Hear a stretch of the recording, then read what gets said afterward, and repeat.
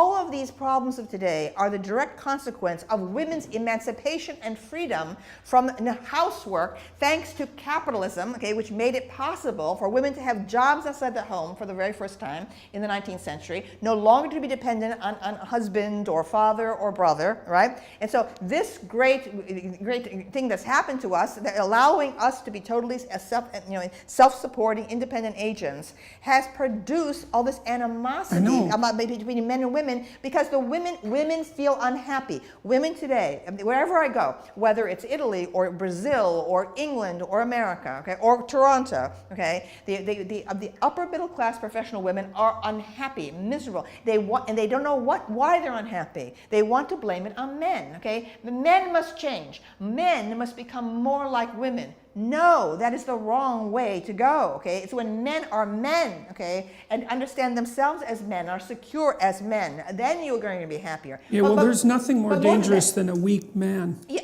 absolutely, okay, and especially all these quislings, okay, spouting feminist rhetoric. When I hear that, okay, it makes me sick. But here's the point. Men and women have never worked side by side, ever. Maybe on the farms, okay, when you were like, maybe one person's in the potato field, the other one's over here in the doing tomatoes or whatever, okay? You had families working side by side, exhausted with each other, no time to have any clash of this. It was a collaborative effort on farms and so on. Never in all of human history have men and women been working side by side. And women are now the pressure about Silicon Valley. They're also sexist. Oh, they don't allow women in and so on. The men are being men in Silicon Valley, all right, and so on. And the especially women, the engineers. And the women are demanding that, oh, this is terrible, you're being sexist. Maybe the sexes, okay, have their own particular form of rhetoric, their own particular form of, of identity, okay. Maybe, okay, we need to re-examine, okay, this business about, maybe we have to perhaps accept some degree of tension and conflict between the sexes, okay, in a work environment. I don't mean harassment. I'm talking about women feeling disrespected, how somehow their opinions when they express them, okay, are not taken seriously, or even Hillary Clinton is complaining. Oh, when a woman writes something online, she's attacked immediately, and so on. Well, everyone's attacked online. What are you talking about? The world is tough. The world is competitive. Okay, identity is honed, okay, by conflict. The idea that there should be no conflict, that we have to be in this bath, okay, of approbation, yes, and which is well, just, that's the devouring infantile. mother. That's right. It's absolutely infantile. I mean, okay, so a couple of things there. Well, the first thing is that the agreeableness trait that divides men and women most, there's three things that divide women and men most particularly from the psychometric perspective. One is that women are more agreeable than men. And so that seems to be the primary maternal dimension as far as I can tell. It's associated with a desire to avoid conflict, but it's associated with interpersonal closeness, compassion, politeness. Women are reliably higher than men, especially in the Scandinavian countries and in the countries where egalitarianism has progressed the farthest. So that's where the difference is maximized, which is one of the things James Damore pointed out quite correctly in his infamous Google memo. Okay, women are higher in negative emotion, so that's anxiety and emotional pain. That difference is approximately the same size. And again, that maximizes in egalitarian societies, which is extremely interesting. And then the biggest difference is the difference in interest between people and things. And so women are more interested in people and men are more interested in things, which goes along quite nicely with your car anecdote. But the thing about men interacting with men, again, is that it isn't that they respect each other's viewpoints. That's not exactly right. What happens with a man, and I know a lot of men that I would regard as remarkably tough people for one reason or another. And everything you do with them is a form of combat. Like if you want your viewpoint taken seriously, often you have to yell them down. And like they're not going to stop talking unless you start talking over them, And it's not like men are automatically giving respect to other men, because that just doesn't happen. It's that the combat is there and it's expected.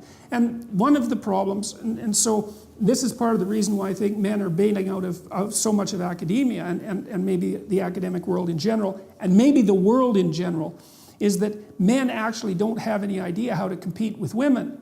Because the problem is that if you unleash yourself completely, then you're an absolute bully. And there's no doubt about that, because if men unleash themselves on other men, that can be pretty goddamn brutal, especially for the men that are really tough.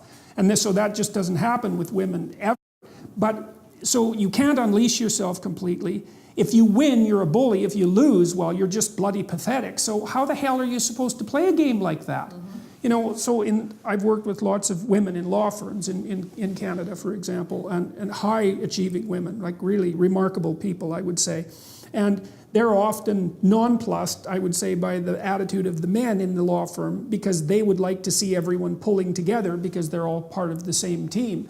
Whereas the men are like at each other's throats in a cooperative way, because they want the law firm to succeed, but they want to be the person who's at the top of the success hierarchy, right? So, and that doesn't jive well with the more competitive or cooperative ethos that's part and parcel of agreeableness. And so we don't really have any idea how to integrate male and female dominance hierarchies. Exactly. That's exactly right. This is why I love this show, Real Housewives, which Gloria Steinem scorns. And just last night, okay, I was watching an episode, all right, where the women were at each other, okay, at a party and all, in recounting. But I said this to you, but you said this to me, and the men got together there and said, well, this is the way they communicate, with each other, and said, men, we men, okay, just will have a fist fight, and 10 minutes later we're going to have a beer at the bar next to each other, and so on. And I have observed that my entire life. My daughter used to be really irritated about that, because she like most people, was the target of feminine conspiratorial bullying at one. She's no pushover, my daughter, so it wasn't like this was a continual thing or that she didn't know what to do about it. But she had observed these girls conspiring against her and then blackening her name on Facebook, which is part and parcel of the typical female bullying routine, which is often reputation demolition, right? That there's a good literature on that. And then she'd watch what would happen if my brother or my son would have a dispute with his friends, and maybe they were drinking and there was a dispute. They'd have a fight, and then the next day they were friends again. And that's another thing that's strange, is that like men have a way of bringing a conflict to a head and resolving it, right? And that it isn't obvious to me that women have that same, perhaps you might call it a luxury, but it's also the case that men don't know what to do when they get into a conflict with a woman, because what the hell are you supposed to do? Mostly what you're supposed to do is avoid it. Well, I've seen, I don't know whether this crosses into other countries, but that there's a certain kind of taunting and teasing that boys do with each other that toughens them, okay, and where they don't take things seriously. But a girl's feelings become extremely hurt if she hears something that is very tough, sarcastic against her. So I do feel that there are profound differences between the sexes in terms of emotions, in terms of communication patterns. My father used to say that he could never follow women's conversations. He said women don't even finish sentences. The women understand immediately what the other woman is saying. Okay, in the way that women tend to be more interested, or have been traditionally more interested in soap operas. It's not just that the women were home without jobs. It's that honestly, I believe that soap opera does mirror the way women talk to each other. There's these communication patterns that have been built up through women, the world of women, okay, which was, it made sense.